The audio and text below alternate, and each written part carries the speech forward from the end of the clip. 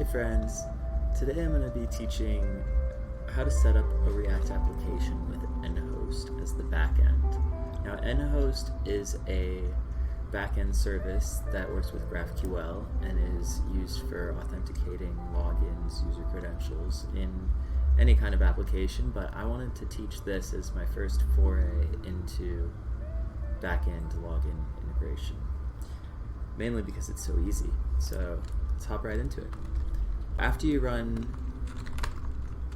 npx create react app nhost, which I already did in this case,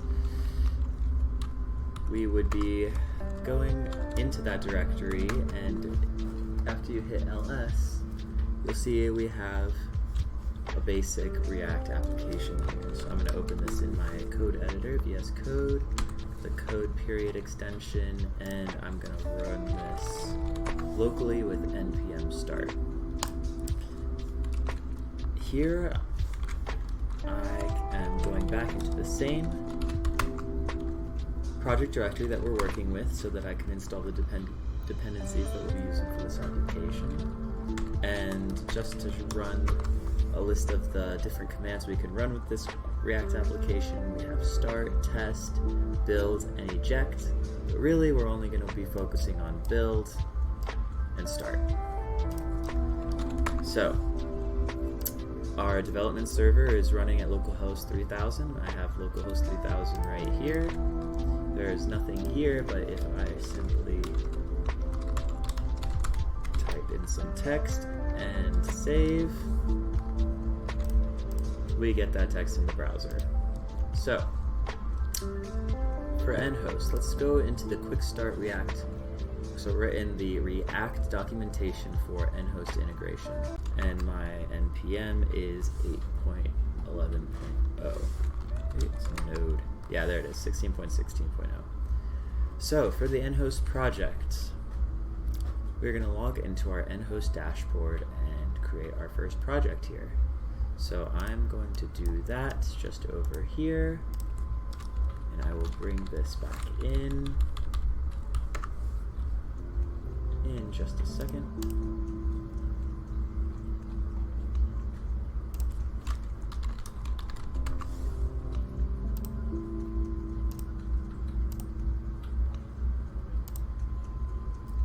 And it conveniently allows you to sign up with GitHub, so that's what I just did. So here we are. Alright, so in here I have two projects, a Vue Starter and a YouTube Notes app, but we are going to start a new project, and we're just going to call it Login. You don't need to change anything here. This is the region that would be fastest for your users. I live in the States, and the starter plan, 1 GB database. Way more than you need. Alright, this will just take a few seconds. Clear our terminal down here.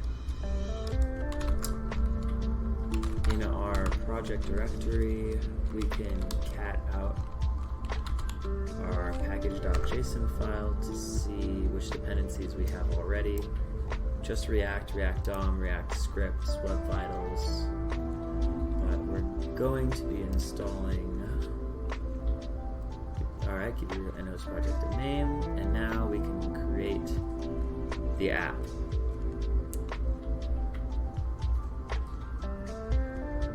Oh, they even have their own template. Okay, let's do that. Let's just exit out of here, stop our development server. We're going to use the nhost template, which is going to make all of this a lot easier. Exit out of this directory, exit out of this directory, and we're going to just copy this command right here. npx create react app, my nhost app, template, nhost quick start. I'm going to paste this in, and down here, I'm just going to change my app name to nhost app. Alright, so now it's going to spin up an nhost template React application for us. Much easier to check out And we're just going right along with this documentation. So here it says, the command uses an existing template through the template flag, which already contains the React components and pages we'll use. So the template flag gives us all the components that we'll be working with in the rest of this project. So once this is done loading, I can cd into it here. I just called this one Nhost App. Over here we got a little Windows subsystem Linux, a little train action. Who doesn't love trains, am I right? And just throw a little matrix. Let that chill there for a second while this loads. And here I'm going to open up my VS Code editor and send this over to the left. Now as it's building this project, the files are coming in. So there it is, boom, we just got our source, our components are all here, pages. Let's open it all up and take a look at what we got. So, the basic project structure will be located in our app.js file. We have our imports, layout, sign up, sign in, dashboard profile. Those are all right in here. And these are our routes, dashboard, and profile. Let's see what it looks like on the client side. So we're going to cd into our Nhost app. What commands do we have available to us? npm run, we have start, test, build, and inject. And we're going to go with start for the local development server. And right here, it'll automatically open one up, but I'm going to refresh this. Alright, so here we have the official React app Nhost template. So, edit the source pages in dashboard.js to change this page's data. Let's go ahead and do that. Hello.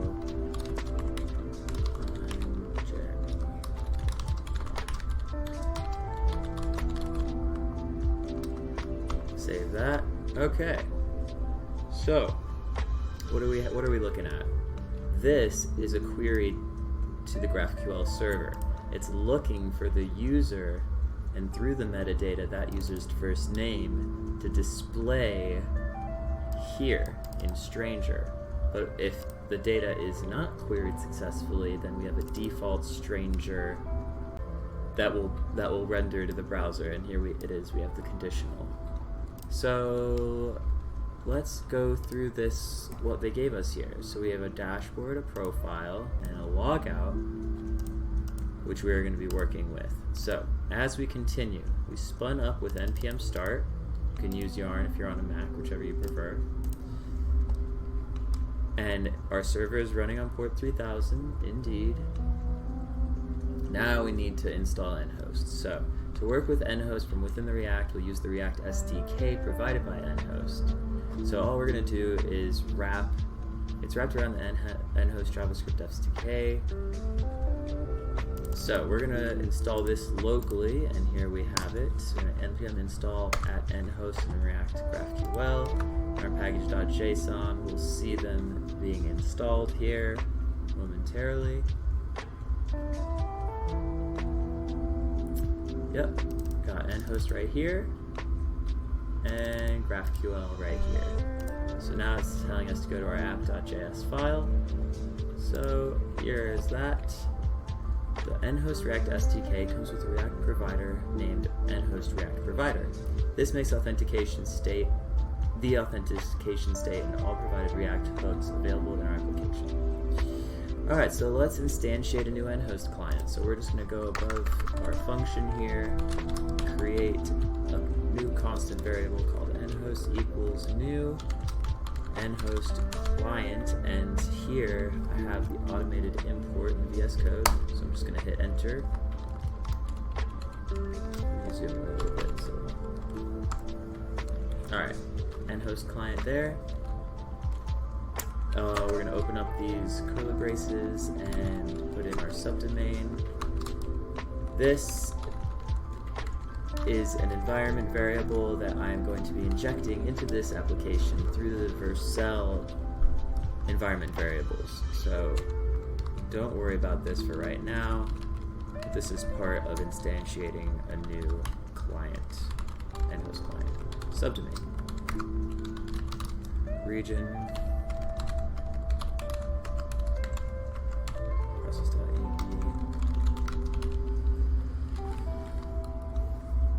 No React.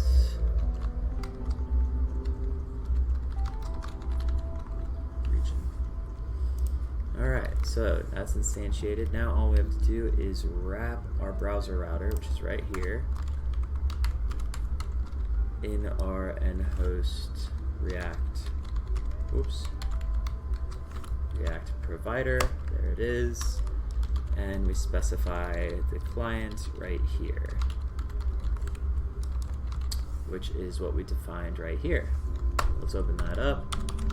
I'm holding down Control and Shift and pressing the down arrow key to select all of this. And I'm just throwing all of that in between my React provider. Alright, so now I need to create environment variables to store my nhost domain details. So it says right here in my env.local file, which is right here, it's telling me to put the subdomain and region that is located on the project overview, which is right here. So I'm going to be using these, and I'll be deleting this nhost after this video, but this is just to show you. Pasting in my subdomain, and this is my region. And this is only for the purpose of local development. If I was going to push this project to production, I would be putting these variables in either Netlify or Vercel's environment variables, and it will be injected into my build upon each build production. So, NHOST React provider is not defined. That's because I need to save.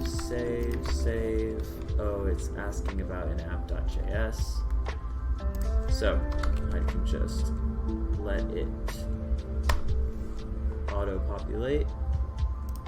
I'll just put it in manually right there. Excuse me. Alright, so let's save that, and we're in. So now, let's see what else it's asking us to do. We added the subdomain and region into our process, our env.local. Restart your React server after saving this. So let's Control-C, terminate this batch job, clear the terminal, and spin up a new development server so it'll load in our new environment variables. Pin this. Alright, so now that we're in here, let's add authentication. At the sign up, allow our users to authenticate into our application. Implement the sign up process. Okay, here 1 second.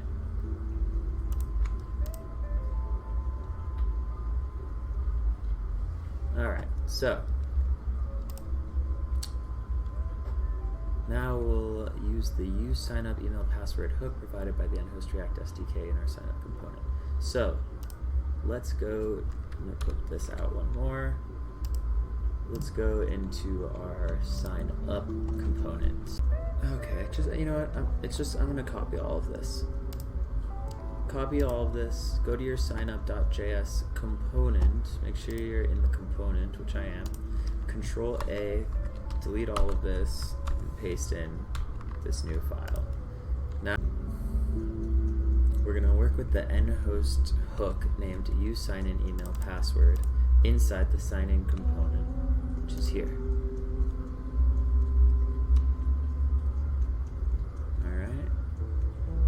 I'm just going to copy all of this, and I'll briefly go through it. And here, Control A, delete all of this, paste in save, And what do we have? We're working with useState inputs, which are right here. We're pulling this in for our input, as well as spinner, which is right here. We're pulling this in both to our sign in and sign up page. We have a handle on submit function that is called when we press this button. Type equals submit. That is what calls the handle submit for the sign in. And again, the hook that we were working with is the use sign in email password, which we declare here and use in our handle on submit. Alright, now finally, to allow the users to sign out, we use the NHOST sign out hook. So let's go to layout, and above layout we need to define this.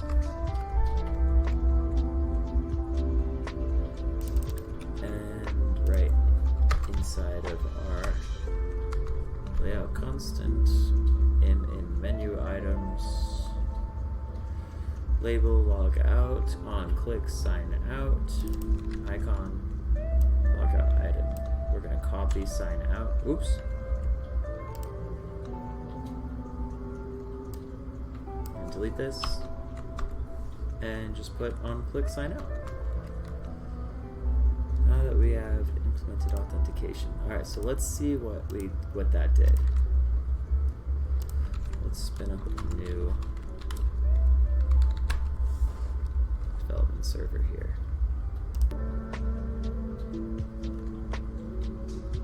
We need to create a protected route to check the authentication status of the current user using the NHOST SDK.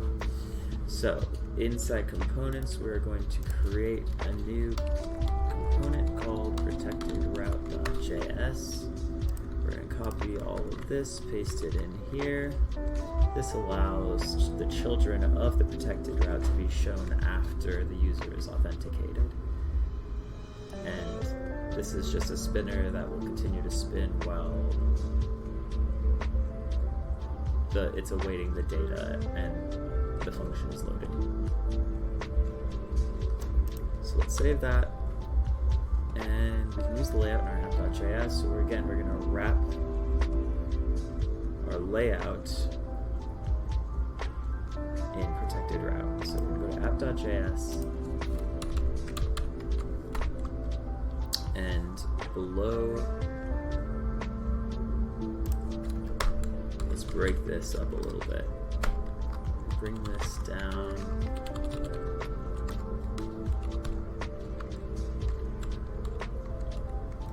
Alright, so in path, oops, we're just going to do what it's saying here in the documentation. We're going to open up this element, put protected route, and nest layout inside of it, self-closing tag. Again, we have the routes, same as here, browser router, and React provider. Finally, let's display the information of the authenticated user throughout his dashboard to make this more personalized. Getting the current authenticated user data is super easy. We can use the use user data hook provided by NHOST to do it. Alright, so I stopped this batch process and spun up a new local development server here at localhost 3000, and it immediately brought me to the sign in page. If I control click this here, it will once again bring me to the sign in page, which I don't have an account yet, so I need to go to sign up, and I'm just going to create a dummy user here with a fake email. This is tempmail.org. I use it for videos, just for a fake email account. So let's create a password. This is all to show you how the email verification works through NHOST. So here I got a please check your mailbox and follow the verification link. So let's go to our dummy email, and right here I got it immediately. No reply. We need to verify our email, and it's a simple email. We just click here, it's going to verify and log us into our application. So already we've gone through the sign in and sign up pages, and now let's pull that data into our React application here. So to do this, let's keep going with the guide, and here in the NHOST docs, we still need to use user data. So let's go to layout.js, and in before our return statement, instead of user equals null, we're going to use user data, and I'm going to autocomplete here so that it pulls us in.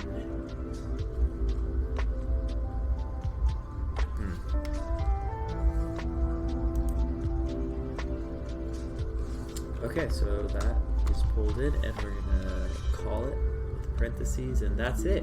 The JSX code for rendering the user email display name is included in your components as part of the template you bootstrapped at the beginning of the guide.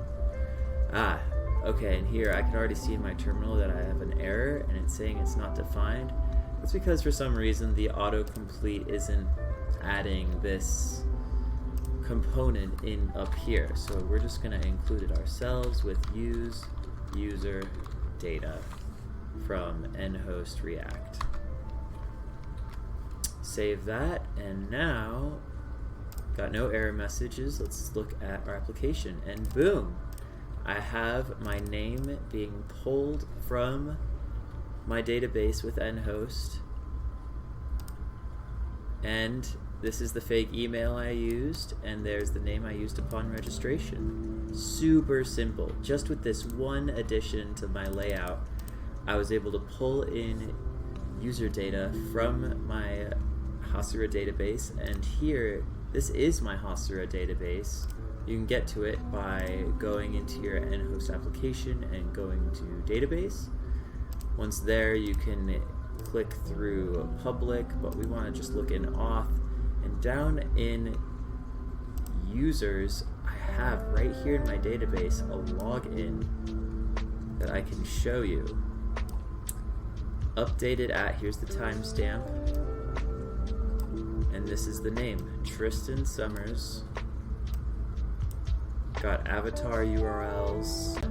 This is a super convenient, easy way to show how logging into an application doesn't have to be difficult, especially with complicated documentation. Sometimes Firebase can seem a little intimidating for user authentication, but with NHOST, you can authenticate through email, or you can even use any of these providers to log in. GitHub, Facebook, Twitter, any of these can log you into your application, and you can pull this functionality into your login screens. So they are listed right below here. But that's it. We got a simple sign-in page. We got a sign-up page. We have a user that we have already created. We verified our email, and now our Jofohim can log in to our application, and his data is displayed. So that's it. That's the end of our application. We learned how to instantiate a new NHOST client, how to wrap our app in our NHOST React provider, add user authentication through email verification, which we pulled in through our NHOST package, and to see those users logged in and that information and data recorded in our Hasura database table. So thank you everyone who stuck around and hung out and learned. I'll be posting videos as often as I possibly can, and I look forward to teaching and learning from all of you. So have a good day. Keep coding.